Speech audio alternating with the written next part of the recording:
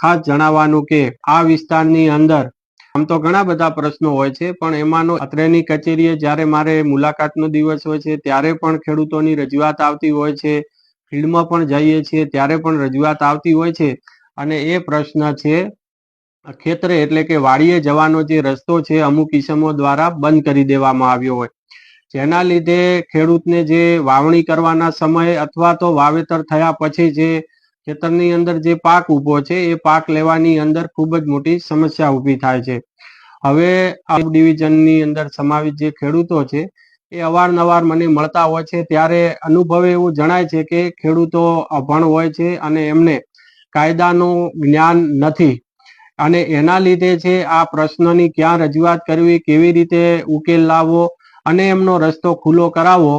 એટલે આવા જે પ્રશ્ન છે એ પ્રશ્ન ખૂબ જ અગત્યનો હોય, જેના લીધે અહીંયા પણ ધક્કા ન ખાવા પડે અને આ પ્રશ્નનું નિરાકરણ આવે. જે રસ્તાના નિરાકરણ લાવવાનો એટલે કે રસ્તાની અંદર કોઈએ પણ રસ્તાને સાંકડો કરી દીધો હોય, રસ્તાને બ્લોક કરી દીધો હોય, રસ્તામાં અડચણ ઊભી કરી હોય અથવા તો સંપૂર્ણ રીતે જો રસ્તો બંધ કરી દીધો હોય, તો આ જે એક કાયદો બનાવેલો છે એ કાયદાનું નામ છે મામલતદાર કોર્ટ એક્ટ 1906, અને એની જે સેક્શન 5 છે એ 5 મુજબ છે એ દાવો કરવો પડે. ઘણીવાર ખેડૂતો અહીંયા સાદી અરજીની અંદર અરજી આપતા હોય છે, પરંતુ ખેડૂતોને ખાસ જણાવવાનું કે આ મામલતદારની એક કોર્ટ છે અને કોર્ટની અંદર જેમ આપણે સિવિલ કોર્ટની અંદર દાવો કરીએ છીએ એવી રીતે આ મામલતદાર કોર્ટની અંદર તમારે કલમ 5 હેઠળ દાવા અરજી કરવાની છે. દાવા અરજીની અંદર શું વિગત હોવી જોઈએ એ આ જ કાયદાની સેક્શન 7ની અંદર જોગવાઈ કરેલી છે કે આ દાવા અરજીની અંદર છે વાદીનું નામ, એમનું ઉંમર, એમની ધર્મ, ધંધો, સાથે સાથે જે લોકોએ આ રસ્તો બંધ કર્યો છે એને પ્રતિવાદી બનાવવા પડે. એટલે પ્રતિવાદીનું નામ, એમની ઉંમર, ધર્મ, જ્ઞાતિ અને રહેઠાણ.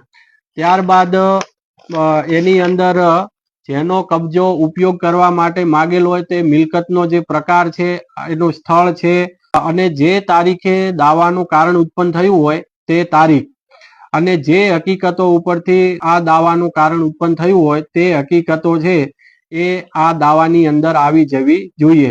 સાથે સાથે જો વાદીના દસ્તાવેજો હોય તો તેમની, અને જો તેમના કોઈ સાક્ષી હોય તો એ સાક્ષીઓ પણ આ દાવા અરજીની અંદર દર્શાવવા પડે. એટલે સેક્શન 7 મુજબ જે વિગતો છે એ વિગતો સાથેની દાવા અરજી કરવી પડે.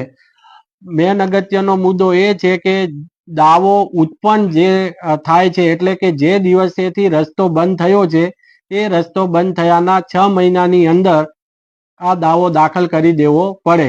એટલે કે મામલતદાર કોર્ટની અંદર સેક્શન 5 હેઠળનો દાવો છે એ જે દિવસે રસ્તો બંધ થાય છે એ જ દિવસે આ અરજી છે એ અરજી તમે કરવા હકદાર બની જાઓ છો, અને આ દાવો છે એ 6 મહિનાની અંદર કરવો પડે. જો દાવાનું કારણ ઉત્પન્ન થયા પછી 6 મહિનાની અંદર જો અરજી કરવામાં ન આવે તો આ દાવો છે, દાવો મામલતદાર કોર્ટ છે એ પોતે દાવો કાઢી નાખે છે. એટલા માટે જે સેક્શન 5(3) ની અંદર છે કે દાવો છે એ દાવો 6 મહિનાની અંદર કરી દેવો જોઈએ.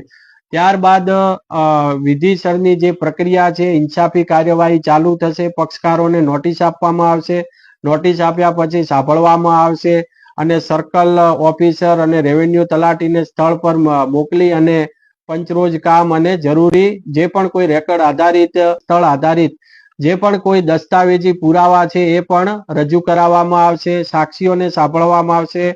સાક્ષીઓની જે જુબાની છે એ જુબાની પણ મામલતદાર દ્વારા લેવામાં આવશે. અને ત્યારબાદ 2 થી 3 મુદતો કે જે પણ કોઈ જેટલી મામલતદાર કોર્ટને લાગુ પડે કે એમને કે મુદતો આપવી છે એટલી મુદતો પાડ્યા પછી મામલતદાર કોર્ટના હુકમથી જો છે એ નિકાલ કરવામાં આવતો હોય છે. અને ત્યારબાદ કાં તો મનાઈ હુકમ આપવામાં આવે છે અથવા તો રસ્તો ખુલ્લો કરવા માટેની હુકમ કરવામાં આવે છે, અને આ હુકમનો છે પછી પાલન કરાવવામાં આવે છે. હવે ખાસ વાત એ પણ છે કે જે દાવો ચાલ્યો છે અને મામલતદાર કોર્ટે જે હુકમ કર્યો છે એની સામે આ કાયદામાં અપીલની કોઈ જોગવાઈ નથી, પરંતુ ફેર તપાસની એટલે કે રિવિઝનની જોગવાઈ કરવામાં આવેલી છે. જો આ મામલતદાર કોર્ટના હુકમથી જો નારાજ હોય ખેડૂત તો અત્રેની એટલે કે નાયબ કલેક્ટર કોર્ટની અંદર આવી અને એ રિવિઝન અરજી દાખલ કરી શકે છે અને મામલતદાર કોર્ટના હુકમ યોગ્ય છે કે મર્યાદાની અંદર રહીને નિર્ણય કર્યો છે કે કેમ એ તપાસ રજૂ થયેલા ડોક્યુમેન્ટ છે એ તપાસી અને ત્યારબાદ અહીંયાથી રિવિઝન અરજીનો નિકાલ કરવામાં આવે છે. એટલે સેક્શન 23(2) હેઠળ રિવિઝનની સત્તાઓ છે એ નાયબ કલેક્ટરને પહોંચે છે.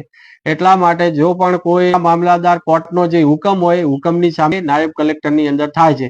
એટલે ખાસ મારે જણાવવાનું કે હવે તમારા જે પણ કોઈ મામલતદાર કચેરી લાગે છે, મામલતદાર કોર્ટ જે આવેલી છે ત્યાં જઈ અને આવો રસ્તો બંધ કરવામાં આવે અથવા તો પાણીનું વહેણ હોય કે જે કુદરતી રીતે પાણીનો પ્રવાહ જે બાજુ જતો હોય એ પાણીને પણ બ્લોક કરવામાં આવે, વહેણને બ્લોક કરવામાં આવે, એની અંદર જો અડચણ ઊભી કરવામાં આવે તો પણ આ કલમ હેઠળ જ દાવો થઈ શકે છે અને એનું અડચણ છે દૂર કરવામાં આવે છે, જેથી કરીને તમારો જે પાક છે, તમારી જે ખેતી છે એ સુવ્યવસ્થિત થઈ શકે તમામ ખેડૂતો માટે. જેથી કરીને અહીંયા ધક્કા કે ન ખાવા પડે. આ વિડીયો છે સમગ્ર ગુજરાતના ખેડૂતોને પણ આ જ પ્રશ્ન હોય તો સમગ્ર રાજ્યની અંદર આ કાયદો અમલી છે અને એનો લાભ લેવા વિનંતી. નમસ્તે મિત્રો, હું છું ચાંદની પરમાર.